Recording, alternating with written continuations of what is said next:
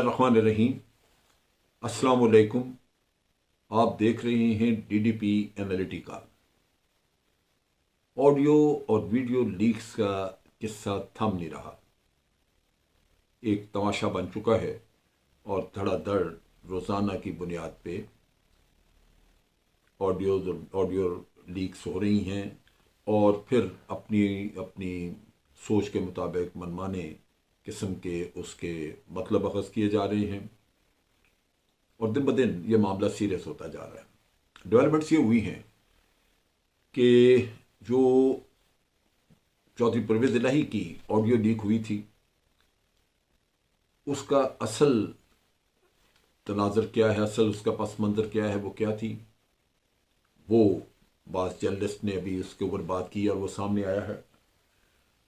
चौधरी परवेज़ इलाही ने भी कुछ वजाहत दी थी, लेकिन ये जो राना सनाउल्लाह साहब हैं उनका कहना यह था कि एक तो फॉरेंसिक ऑडिट करवाया जाए, अगर आवाज़ चौधरी परवेज़ इलाही की है तो फिर चौधरी परवेज़ इलाही को गिरफ्तार किया जाए क्योंकि वो जुडिशरी को स्कैंडलाइज कर रहे हैं। दूसरी तरफ राना सनाउल्लाह ने जुडिशरी को एड्रेस किया, यानी इस मामले में सुप्रीम कोर्ट, और उनसे कहा कि आप फौरी तौर पे इस मामले में कोई तहकीकात वगैरह करें क्योंकि इससे जुडिशरी की साख खराब हो रही है और ये ज़रूरी है कि इस पे कुछ न कुछ एक्शन लिया जाए। फिर बार काउंसिलें कूद पड़ी। बार काउंसिल, इसमें पाकिस्तान बार काउंसिल की तरफ से लेटर आ गया। चूंकि बार काउंसिलों की भी वाबस्तगियां हैं मुख्तलिफ पोलिटिकल पार्टीज से, तो आप देखें कि उनके जो एक्शंस हैं उनमें भी वो रैशनल नहीं है, उनमें कोई लॉजिक नहीं होता, लेकिन वो अपनी एफिलिएशन की वजह से पार्टी की लाइन टो करते हैं और उसी पे अपना रिएक्शन देते हैं। पाकिस्तान बार काउंसिल ने कहा कि जी कोई दिन मुकर्रर किए कि इतने दिनों के अंदर अंदर या तो अपनी पोजीशन वाज़ेह करें या फिर इस्तीफ़ा दे के जज साहब यानी जस्टिस जनाब जस्टिस मज़ार नकवी वो इस्तीफ़ा दे के तो अपने ओहदे से अलग हो जाए। दूसरी तरफ इस्लामाबाद हाई कोर्ट बार के प्रेसिडेंट ने भी, उन्होंने भी एक प्रेस रिलीज की, इशू की, और उन्होंने इसके पीछे जो छुपे हुए मकासद हैं वो उनका तस्करा किया और उन्होंने कहा कि जज साहब को इस्तीफा देने की कोई जरूरत नहीं। आफ्टर ऑल ये ऑडियो लीक्स या वीडियो लीक्स की क्यों जाती हैं? बड़ी सीधी सी बात है। एक तो ये गैर कानूनी काम है, आइन इसकी इजाज़त नहीं देता। सो पहले तो उस आदमी की तलाश होनी चाहिए कि जिन्होंने ये रिकॉर्डिंग की, ताकि उनके खिलाफ एक्शन हो। अगर वो नहीं पता चलता तो फिर ये एक गुमनाम खत की तरह है। कानून ये कहता है कि जब कोई गुमनाम खत लिखे किसी के खिलाफ और कहे जी फलां ने फलां ये जुर्म किया है, तो उस गुमनाम खत को उठा के फाड़ के फेंक दिया जाए। लेकिन अगर कोई खुद आके अपनी पिटिशन लेके आए और वो कहे कि जी इन्होंने ये किया है, तो इसका मतलब है कि वो खुद गवाह भी है और वो साबित करेगा इस चीज़ को, लिहाजा उसकी वो कतौर है और उसकी बुनियाद पे मुकदमा भी चल सकता है। यहां इन ऑडियो लीक्स का कोई वाली वारस, कोई मालिक नहीं है।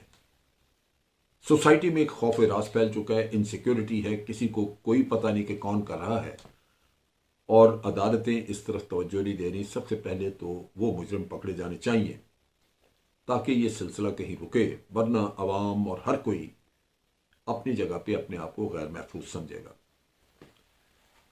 अब आगे बात उसके कंटेंट की कि जो कुछ बात हुई है, राना साहब ने तो फौरन कह दिया कि परवेज़ इलाही साहब का चेक कर लें और फिर उसको गिरफ्तार कर लें। यानी राना साहब के पास सिर्फ एक ही हल है कि जो सामने आए उसको गिरफ्तार कर लिया जाए, इसलिए कि 2-3 अदारे उनके पास हैं, FIA है, पुलिस है, ये है वो है। FIA थोड़ी सी तहकीक करे, उसके बाद गिरफ्तार कर दे, क्योंकि राना साहब की ख्वाहिश है।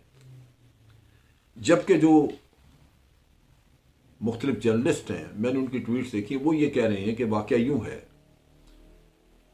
कि मज़हर अली नकवी बाहर निकले हैं, वो कहीं जा रहे थे, खुद गालिबन ड्राइव कर रहे थे और उनकी गाड़ी जो है उसके जो शीशे थे वो टेंटेड थे, कलर्ड थे, और ट्रैफिक वार्डन ने उनको रोका और उनसे कहा कि जी आपका चालान करना है क्योंकि ये शीशे जो हैं ये आपके टेंटेड हैं या कलर्ड हैं।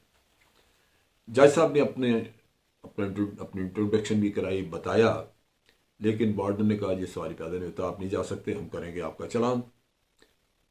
और इस पे जज साहब ने आईजी पुलिस को टेलीफोन किया। अब जज साहब चूंकि अपने खुद ड्राइव करते हैं, ट्रैवल करते हैं दाएं बाएं इधर उधर, तो अमूमन ऐसे लोगों को अपनी पहचान बचाने के लिए कि वो हर जगह आते जाते नजर ना आए, क्योंकि उनका ओहदा और उनका काम ही ऐसा है, तो बिलअमूम वो ऐसी गाड़ी इस्तेमाल करते हैं जिसमें कि शीशों में से झांका नहीं जा सकता। बारसूरत वार्डन अपनी जगह पे दुरुस्त होगा, लेकिन जब आईजी साहब को इत्तला हुई तो वो भी पहुंच गए उनके घर पे। और ये घर गालिबन लाहौर का है, और ये बात उस वक्त हो रही है जबकि परवेज इलाही चीफ मिनिस्टर थे। ये पुरानी बात है। और आईजी पहुंचे, वार्डन माफी मांगने पहुंचा, ये सारा, और फिर इसी तरह चीफ मिनिस्टर का जो स्टाफ ऑफिसर है भट्टी, वो भी इनके यहां पहुंचा, और ये सारे लोग वहां मौजूद थे। और फिर इस असना में परवेज इलाही साहब जिन्होंने टेलीफोन किया कि मैं भी आ रहा हूं, वो भी पहुंचे, और मकसद एक ही था कि जस्टिस मज़ाहिर अली नकवी को ये यकीन दिला दिया जाए कि जो कुछ भी हुआ हम उस पर माजरत कर रहे हैं और कोई ये इरादतन नहीं किया गया। उसके बाद ये कहते हैं कि जितने भी लोग ये जिनका जिक्र आया कि वहाँ मौजूद थे, आईजी भी और भट्टी साहब वगैरह भी, उनसे उनकी मौजूदगी में चीफ मिनिस्टर ने उनसे सलाम ली और वहाँ से उठ के वापस चले गए। इसके अलावा कोई बात नहीं थी। लेकिन क्या करें, जिनको ये लत लग गई है ऑडियो वीडियोस निकालने की, वो हर चीज को स्कैंडलाइज करना चाहते हैं। अब क्यों किया गया? आज इमरान खान ने जो तकरीर की उसमें उसने दूसरी ऑडियो लीकेज की बात की, जो कि यास्मीन राशिद की थी, जो सीसीपीओ लाहौर से टेलीफोन पे बात कर रही थी और उनसे पूछ रही थी कि आपकी जो ट्रांसफर हुई थी वो रुकी या नहीं। इसके अलावा वहां पे उसमें कोई ऐसी बात नहीं हुई कि आप फलां को पकड़ दें, फलां को छोड़ दें या करें।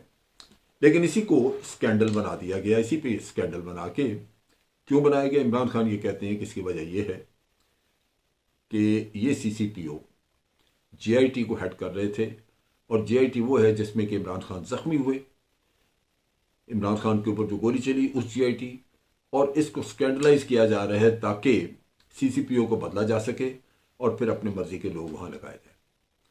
ये खासतौर पर इसलिए भी अहम हो गया कि सुप्रीम कोर्ट ने इस सीसीपीओ की ट्रांसफर को रोका।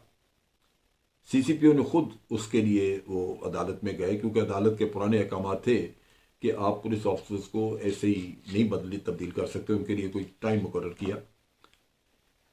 तो गुलाम मोहम्मद डोगर जो सीसीपीओ हैं उन्होंने इस पे प्रोटेस्ट किया, और अदालत गालिबन उनको रिस्टोर कर रही है कि वो न जाएं।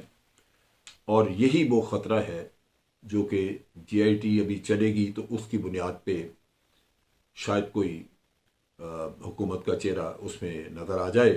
चुनाचे कोशिश ये है कि उसको स्कैंडलाइज किया जाए और उनको निकाला जाए यहाँ से।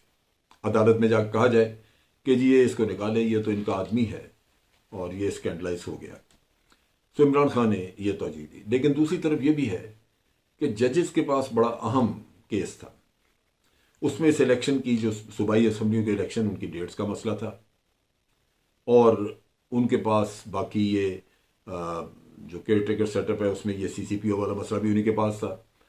तो अगर आप इन जजेस को कर दें, अगर इनको स्कैंडलाइज कर दें या इनको कंट्रोवर्शियल कर दें, तो इनके किए हुए फैसले जो हैं वो चैलेंज हो जाएंगे, और या ये कि जजेस जो हैं वो स्कैंडलाइज होके तो उनको पीछे हटना पड़ेगा। सो ये बुनियादी तौर पे ब्लैकमेलिंग टैक्टिक्स हैं। आज रियासत पाकिस्तान में हर वो गलत काम हो रहा है जिसकी हम किसी ज़माने में मजम्मत किया करते थे, नफरत से देखते थे, और समझते थे कि ये बनाना रियासतें जो हैं उनमें तो ये चीज़ें होती हैं, शुक्र अल्हम्दुलिल्लाह कि पाकिस्तान में ये कुछ नहीं है। लेकिन उस ज़माने में एक्स्ट्रा जुडिशल किलिंग वाला किस्सा चला करता था, लेकिन अब तो चीज़ें उससे बहुत आगे जा चुकी हैं।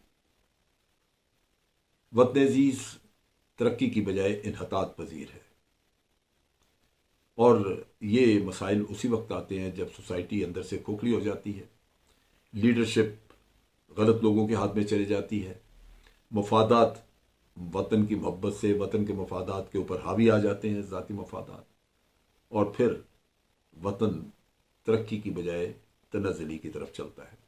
ये वो सूरत हाल है जो आज पाकिस्तान को दरपेश है। दुआ यही है कि रब्बुल आलमीन हमें इन मुश्किल वक्तों से निकाले और वतन अजीज़ को अपने हिफ्ज़ अमान में रखे। आज के लिए इतना ही। फ़ौज पाकिस्तान जिंदाबाद, पाकिस्तान पाइंदाबाद।